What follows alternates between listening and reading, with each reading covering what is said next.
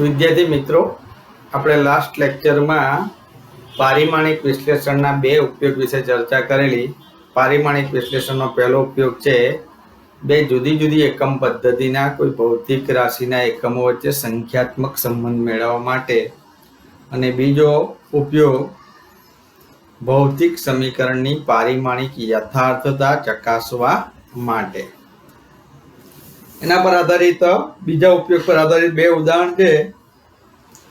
2.15 page number 33 પર 2.15 આપેલ સમીકરણ પારિમાણિક દ્રષ્ટિએ સાચું છે કે નહીં તે ચકાસો. 1/2 mv² is equal to mv².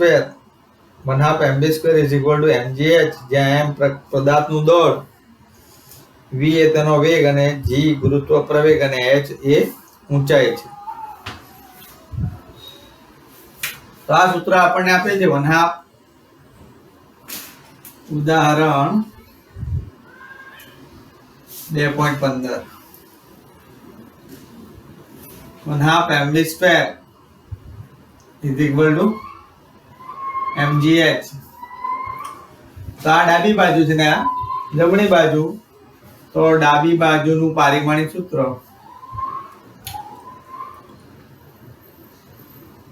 1/2 તો સંખ્યા છે, એનું પારિમાણિક સૂત્ર આવે નહીં. જો કોઈ લખવું હોય તો m0 l0 t0 લખી શકે, બાકી એનું કોઈ પારિમાણિક સૂત્ર આવે નહીં. દળનું પારિમાણિક સૂત્ર m1 માસ અને વેગનું પારિમાણિક સૂત્ર l1 t-1 અને એની 2 ઘાત. m0 l1 t-1 વેગનું પારિમાણિક સૂત્ર મીટર પર સેકન્ડ. આ મીટર ને રજૂ કરે અને આ સેકન્ડ ને રજૂ કરે, આ કિલોગ્રામ ને રજૂ કરે. એટલે m1 l2 t-2 સમીકરણ 2. જમણી બાજુનું પારિમાણિક સૂત્ર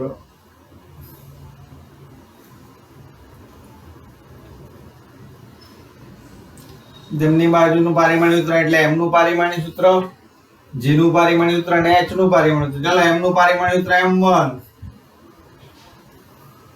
g એટલે ગુરુત્વ પ્રવેગ મીટર પર સેકન્ડ સ્ક્વેર, એટલે આ મીટર પર સેકન્ડ સ્ક્વેર એની પણ 1 ઘાત. અને h એટલે ઊંચાઈ, ઊંચાઈ એટલે લંબાઈ, લંબાઈ એટલે લેન્થ l1. તો m ની 1 ઘાત, l ની 1 એટલે l ની 2 ઘાત અને t ની -2 ઘાત. સમીકરણ 3. તો 2 અને 3 પરથી આપણે જોઈ શકીએ કે ડાબી બાજુના પારિમાણિક સૂત્ર બરાબર જમણી બાજુના પારિમાણિક સૂત્ર, એટલે આપેલ સમીકરણ કેવું છે? સાચું છે. ડાબા બરાબર જબા માટે આપેલ સમીકરણ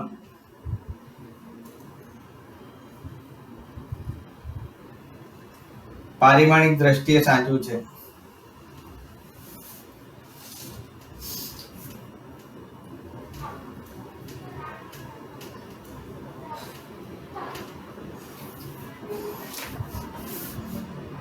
ત્યાર પછી આવે છે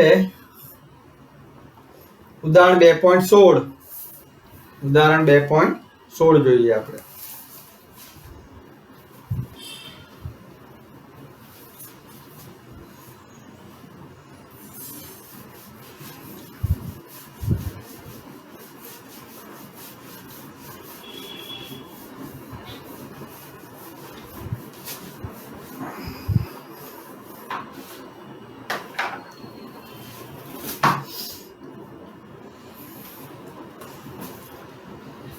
ઊર્જાના SI એકમ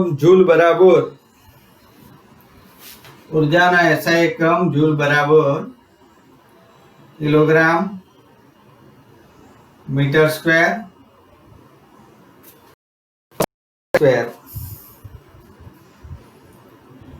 અને તે જ રીતે વેગ v માટે મીટર પર સેકન્ડ, પ્રવેગ a માટે મીટર પર સેકન્ડ સ્ક્વેર નીચે આપેલ સૂત્ર પૈકી કયા સૂત્ર પારિમાણિક દ્રષ્ટિએ ગતિ ઉર્જા કે માટે તમે ખોટા ઠેરવશો? તો આમાંથી પારિમાણિક દ્રષ્ટિએ ખોટા સમીકરણ કયા છે તે આપણે જોવાનું છે. તો પહેલા તો આપણને કેનું પારિમાણિક સૂત્ર,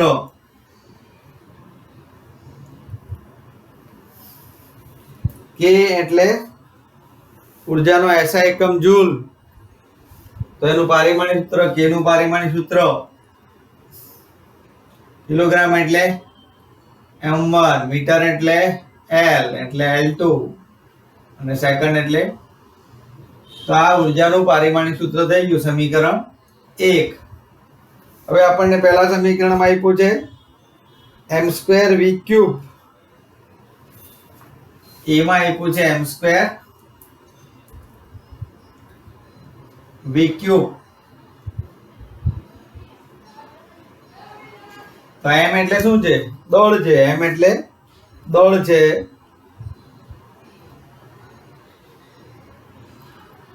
જ્યાં m પદાર્થનું દળ સૂચવે છે. તો દળનું પારિમાણિક સૂત્ર m1 અને એનો વર્ગ છે. v એ વેગ છે.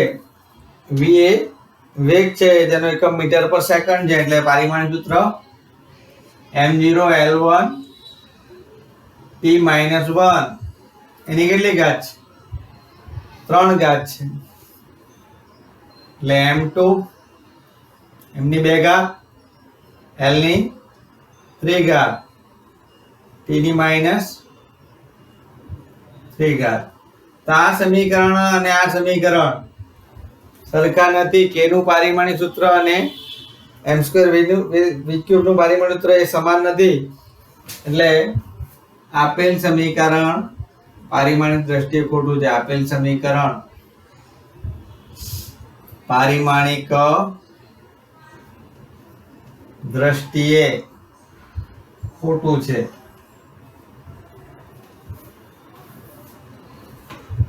એક અને બે પરથી આપણે કહી શકીએ સમીકરણ 1 અને 2 પરથી બંને સમાન થતા નથી. ત્યાર પછી આ બી. તો બી માં શું લખ્યું છે? k બરાબર 1/2 mv². આપણે 1/2 mv² નું પારિમાણિક સૂત્ર મેળવીએ. 1/2 નું પારિમાણિક સૂત્ર આવતું નથી, સંખ્યા છે.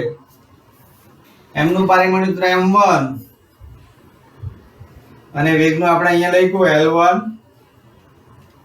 t-1 અને એનો વર્ગ એટલે m1 L2 t-3. તો 1 અને 3 પરથી જો બંને બાજુના પારિમાણિક સૂત્ર સમાન છે, એટલે 1 અને 3 પરથી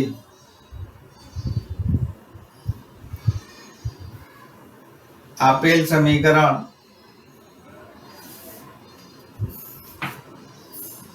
પારિમાણિક દ્રષ્ટિએ સાચું છે.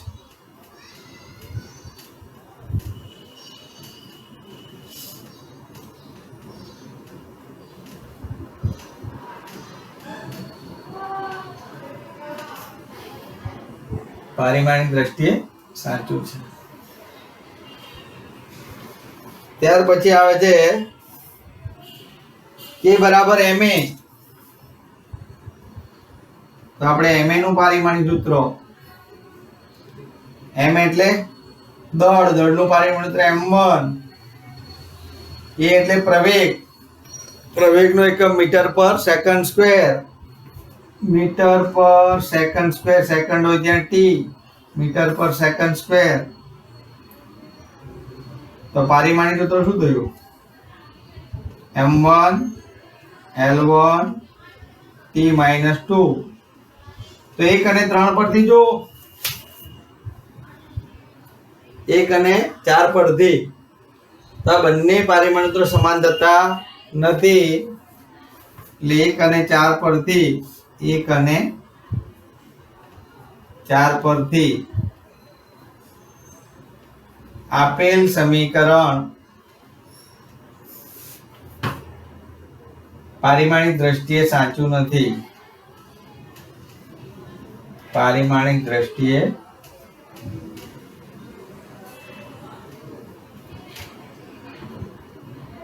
સાચું નથી. સાચું નથી એટલે કે ખોટું છે. સાચું નથી એટલે કે ખોટું છે. ત્યાર પછી આવે છે ડી. ડી બરાબર 3/16 mv સ્ક્વેર.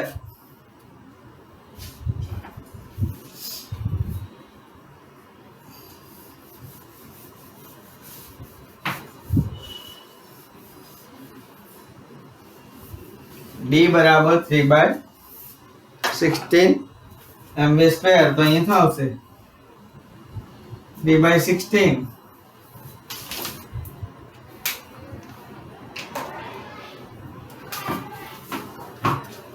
3/16 સમીકરણ ડી. તો 3/16 તો પરિમાણ રહિત છે, એને કોઈ પારિમાણિક સૂત્ર હોય ના. m0 l0 t0 એટલે લખવાની જરૂર નથી. ચાલો m નું પારિમાણિક સૂત્ર m1, v નું પારિમાણિક સૂત્ર l1 t - 1 એનો વર્ગ. તો શું થશે? m1 l2 t - 2. અહીંયા ગયા સમીકરણમાં આપણે m1 l2 t - 2 બરાબર ને? શેમાં આવે? એવું b માં આવે. અહીંયા b હતું ને, તો અહીંયા ભૂલમાં આપણે 3 લખાઈ ગયું છે. તો 1/2 mv સ્ક્વેર. તો સમીકરણ 1 અને 4 પરથી કહી શકાય. 1 અને 5, 4 તો આવી ગયું છે. 1 અને 5 પરથી કહી શકાય કે આપેલ સમીકરણ કેવું છે? પારિમાણિક દ્રષ્ટિએ સાચું છે. ત્યાર પછી આવે છે k બરાબર 1/2 mv સ્ક્વેર પ્લસ ma. તો અહીંયા 1/2 mv સ્ક્વેર અને ma 1/2 mv સ્ક્વેર નું પારિમાણિક સૂત્ર તો સરખું જ થશે.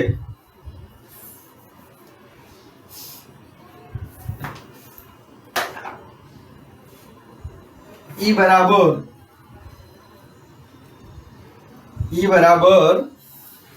k plus 1/2 mv square. તો 1/2 mv સ્ક્વેર નું પારિમાણિક સૂત્ર m1 l2 t - 2 અને ma નું પારિમાણિક સૂત્ર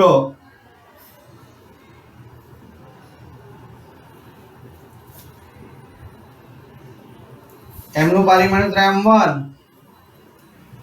અને a નું પારિમાણિક સૂત્ર a એટલે પ્રવેગ l1 t - 2 m0 l1 t - 2 એટલે m1 l1 t - 2.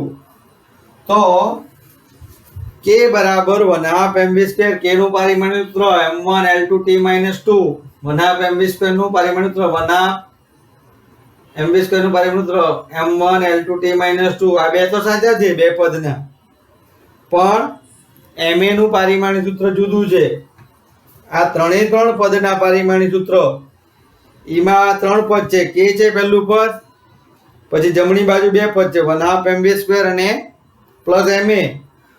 તો આ બંને પદના પારિમાણિક સૂત્ર સમાન થવા જોઈએ. અહીંયા બંને પારિમાણિક સૂત્ર કેવા છે? જુદા જુદા છે. એટલે આ સમીકરણ પારિમાણિક દ્રષ્ટિએ કેવું છે? ખોટું છે. જો કોઈ સમીકરણ પારિમાણિક દ્રષ્ટિએ સાચું હોય તો તેના તમામ પદના પારિમાણિક સૂત્ર કેવા થવા જોઈએ? એક સમાન થવા જોઈએ. તો જ એ પારિમાણિક દ્રષ્ટિએ સાચું કહેવાય. તો અહીં આ જે બીજું પદ છે, જમણી બાજુનું પહેલું પદનું પારિમાણિક સૂત્ર તો કે જેવું જ છે, પણ બીજા પદનું પારિમાણિક સૂત્ર અલગ છે, જુદું છે. એટલા માટે આ સમીકરણ પારિમાણિક દ્રષ્ટિએ સાચું નથી. ત્યાર પછી આવે છે પારિમાણિક વિશ્લેષણનો ત્રીજો ઉપયોગ. પારિમાણિક વિશ્લેષણનો ત્રીજો ઉપયોગ કોઈ ભૌતિક રાશિનું અન્ય ભૌતિક રાશિ સાથે સંબંધ દર્શાવતું સમીકરણ મેળવવા માટેનો ઉપયોગ થાય છે. ઉદાહરણ 2.17. ઉદાહરણ 2.17.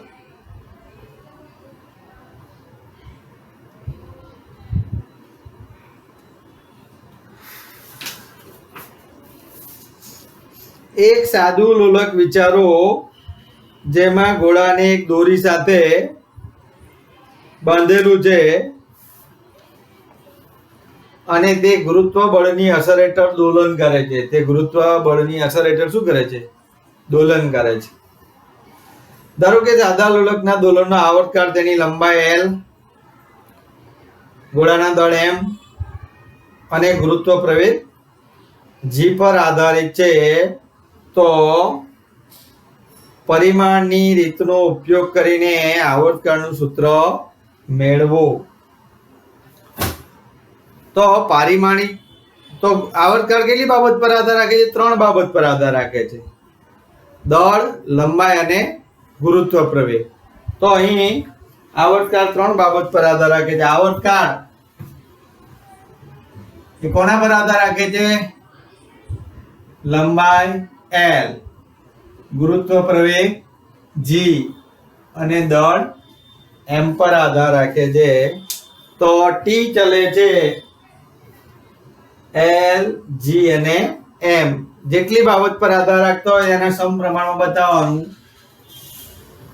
આપેલ ભૌતિક રાશિ જેટલી બી ભૌતિક રાશિ પર આધાર રાખતો હોય તેના સમપ્રમાણમાં બતાવવાનું. તો અહીં આવર્તકાળ એ 3 બાબત પર આધાર રાખે છે: L, G અને M. તો આને ઘાત આપી દેવાની. L ને x ઘાત આપીએ, G ને y ઘાત આપીએ અને આને z ઘાત આપીએ. આપણે ABC પણ આપી શકીએ, એવું કઈ જરૂર નથી કે આ જ આપવાનું. હવે સમપ્રમાણતાની નિશાની કાઢી નાખીએ તો T બરાબર k L ની x ઘાત, G ની y ઘાત અને M ની z ઘાત. સમીકરણ 1. જ્યાં k સમપ્રમાણતા અચળાંક છે, જ્યાં k સમપ્રમાણતા અચળાંક છે.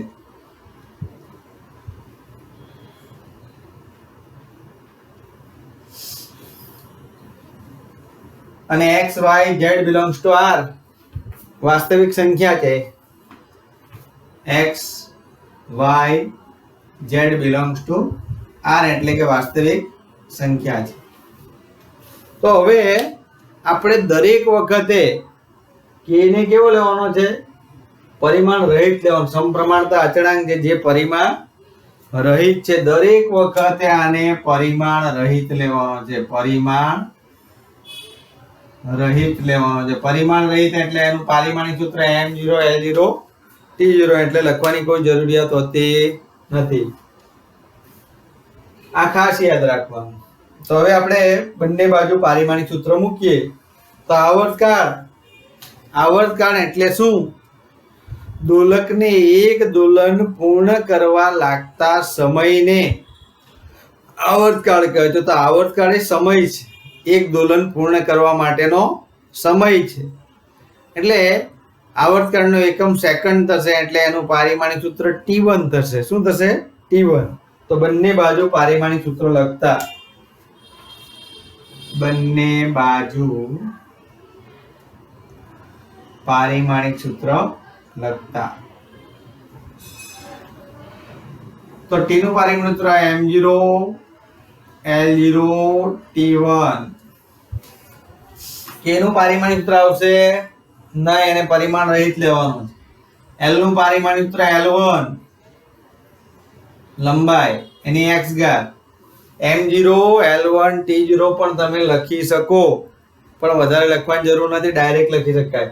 g એટલે ગુરુત્વ પ્રવેગ એટલે મીટર પર સેકન્ડ સ્ક્વેર. મીટર હોય તો l અને સેકન્ડ હોય તો t, એટલે l1 t - 2 મીટર પર સેકન્ડ સ્ક્વેર. આવી રીતે લખાય ને, મીટર પર સેકન્ડ સ્ક્વેર એટલે આ રીતે લખાય.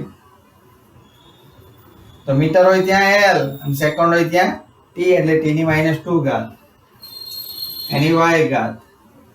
અને m એ દળ છે, ગોળાનું દળ છે, દળ માટે દળનો એકમ કિલોગ્રામ, કિલોગ્રામ હોય ત્યાં એમ ઝેડ ઘાત.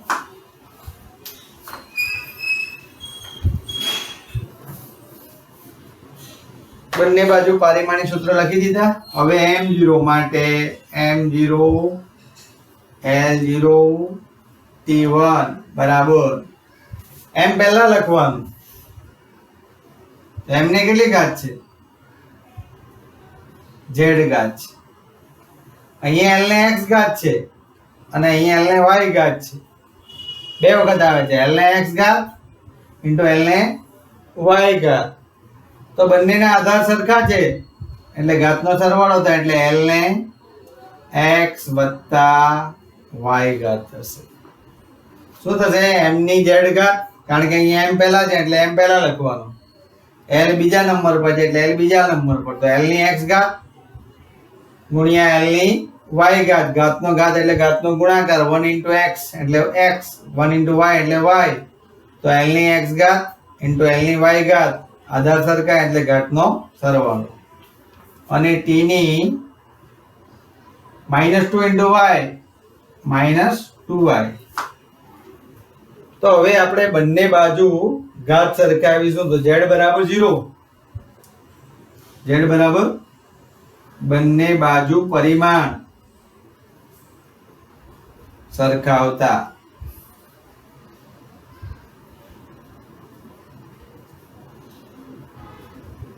બંને બાજુ ઘાત સરખાવતા અથવા તો પરિમાણ સરખાવતા બંને ચાલે. તો z બરાબર શું થયું?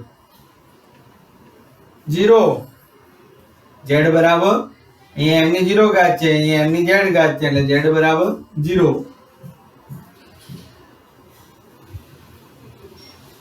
હવે ઘાત સરખાવીએ ત્યારે યાદ રાખવાનું ઓછા પદવાળી ઘાત પહેલા સરખાવવાની. એટલે ઓછા પદવાળી આ એક ઘાત છે ને બીજી છે એટલે 2y બરાબર -2y બરાબર t ની -2y ઘાત, અહીં t ની 1 ઘાત એટલે -2y બરાબર 1 માટે y બરાબર -1/2. ઓછા પદવાળી ઘાત પહેલા સરખાવવાની. તો આ એક પદવાળી છે, આ પણ એક પદવાળી ઘાત છે, આ બે પદવાળી ઘાત છે એટલે એને પછી સરખાવવાની. પહેલા કઈ? ઓછા પદવાળી ઘાત સરખાવ. એટલે x વત્તા y is equal to 0. y આપણને મળી ગયો છે એટલે હવે x શોધવાનું છે. માટે x બરાબર માઈનસ y. આ પદ આ બાજુ જાય તો માઈનસ થઈ જાય. માટે x બરાબર માઈનસ y બરાબર -1/2. તો સીધું પણ તમે લખી શકો 1/2. તો અહીં x મળી ગયો, y મળી ગયો અને z મળી ગયો. તો હવે સમીકરણમાં કિંમત મૂકીએ. સમીકરણ 1 માં x, y અને z. પ્રાયોગિક રીતે k બરાબર 2π મળે. પ્રાયોગિક રીતે k બરાબર 2π. અહીંયા તમને આપી દેશે k બરાબર ખાલી જગ્યા લો, 2π લો, બરાબર છે. k ની વેલ્યુ તમને આપી દીધેલી હશે એટલે પ્રાયોગિક રીતે k બરાબર 2π. અને x, y, z ની કિંમત સમીકરણ 1 માં મૂકતા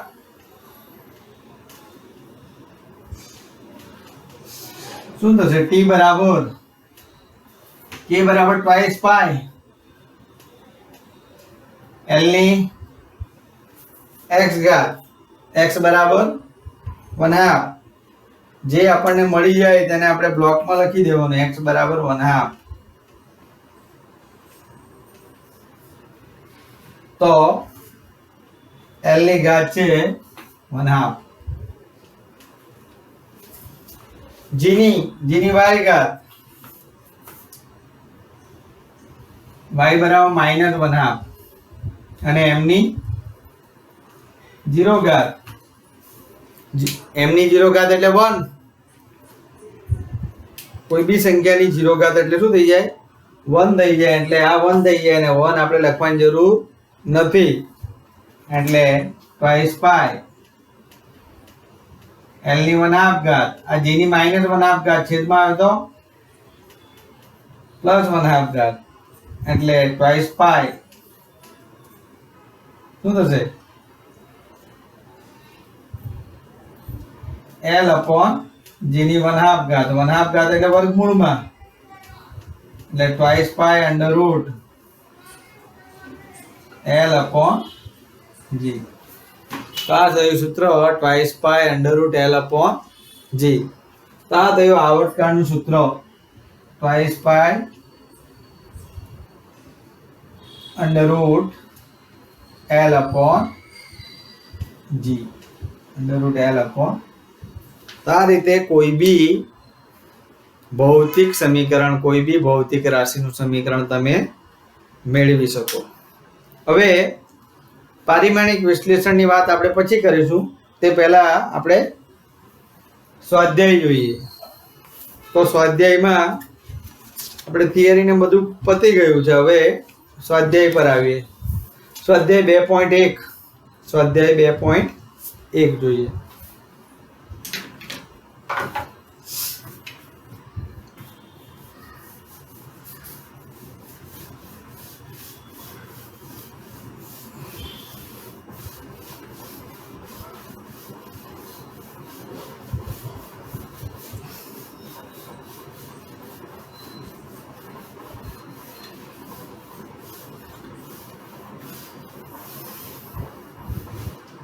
સ્વાધ્યાય ચલાવતા પહેલા આપણે ગુણકો અને ઉપગુણકો સમજી લઈએ. ગુણકો અને ઉપગુણકો આપણી ચોપડીમાં આપેલા નથી, પણ આપણે એનો ઉપયોગ કરવાનો છે. એટલે ગુણકો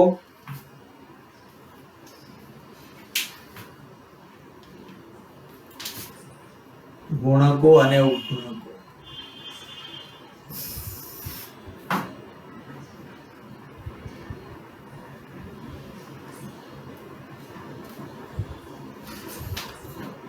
મૂલ્ય, પૂર્વક અને સંજ્ઞા. મૂલ્ય, પૂર્વક અને સંજ્ઞા.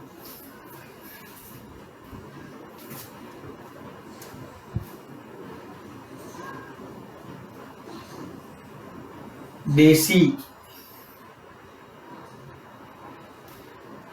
સેન્ટી,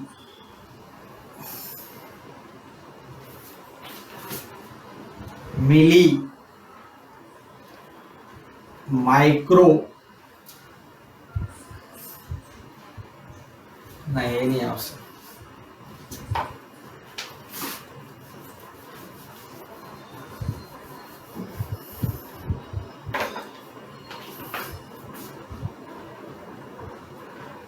દેશી, સેન્ટી, મિલી, માઇક્રો,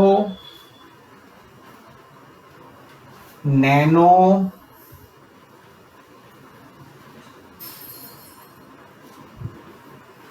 પીકો, ફેમ્ટો અને એટો. તો ડેસી નું મૂલ્ય છે 10 ની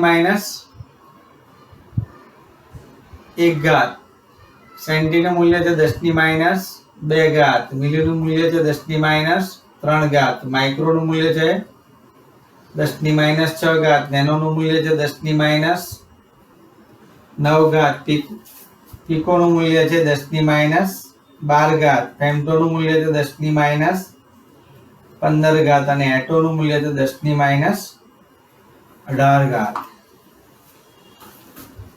દેશી માટેનો સંકેત છે ડી, સ્મોલ ડી, સેન્ટી માટે સ્મોલ સી, મિલી માટે સ્મોલ એમ, માઇક્રો માટે મ્યુ, નેનો માટે સ્મોલ એન, પીકો માટે સ્મોલ પી, ફેમ્ટો માટે સ્મોલ એફ અને એટો માટે અત્યારે આપણે જેનો સામનો કરી રહ્યા છે એ કોરોના વાયરસનું દળ એટોગ્રામમાં હોય છે. 1 એટોગ્રામ એટલે 10⁻18. તો એટલું દળ હોય છે એટોગ્રામમાં, એનું દળ હોય છે, એ ખૂબ જ સૂક્ષ્મ હોય છે. ત્યાર પછી આવે છે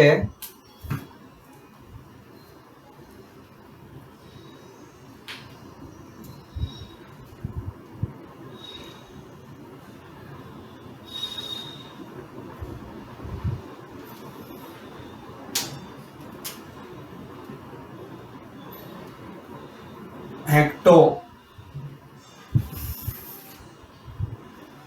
किलो, मेगा, गीगा, टेरा,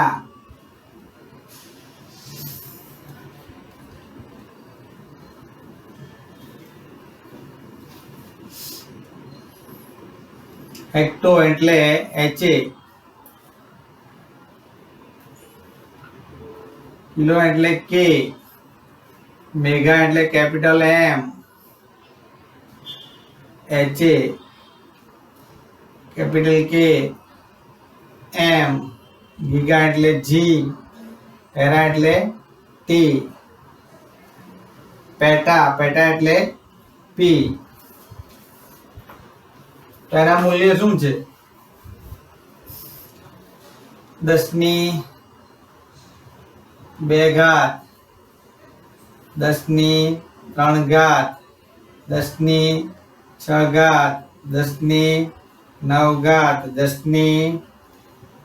10⁻12, 10⁻15. તો આ તમને આવડવું જોઈએ. હવે આનો ઉપયોગ કેવી રીતે કરી શકાય? 1 કિલોગ્રામ, 1 કિલોગ્રામ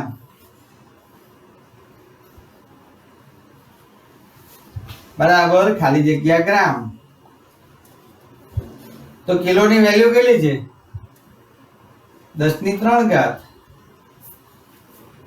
એટલે 1 કિલોગ્રામ બરાબર 1000 ગ્રામ.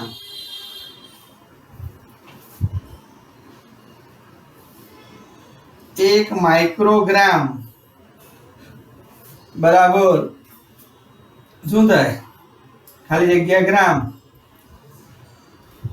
તો માઇક્રોની વેલ્યુ કેટલી છે? 10⁻6.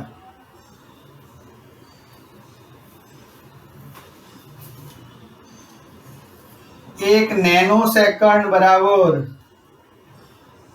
ખાલી જગ્યા સેકન્ડ. 1 નેનો સેકન્ડ બરાબર ખાલી જગ્યા સેકન્ડ. તો નેનો એટલે 10⁻.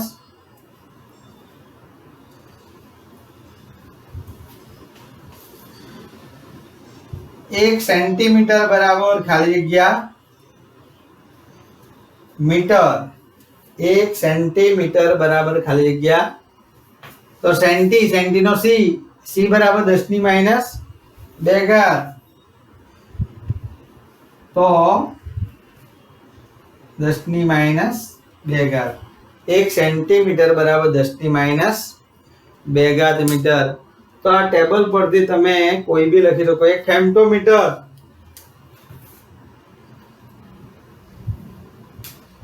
1 ફર્મી, 1 ફર્મી બરાબર 1 ફેમ્ટોમીટર બરાબર ખાલી જગ્યા મીટર. અને ફર્મી પણ કહેવાય, ફેમ્ટોમીટર પણ કહેવાય. તો શું થાય? f ની વેલ્યુ કેટલી છે? 1 ફર્મી બરાબર 10⁻15 મીટર. તો મિત્રો આપણે આજે અહીં સુધી રાખીએ.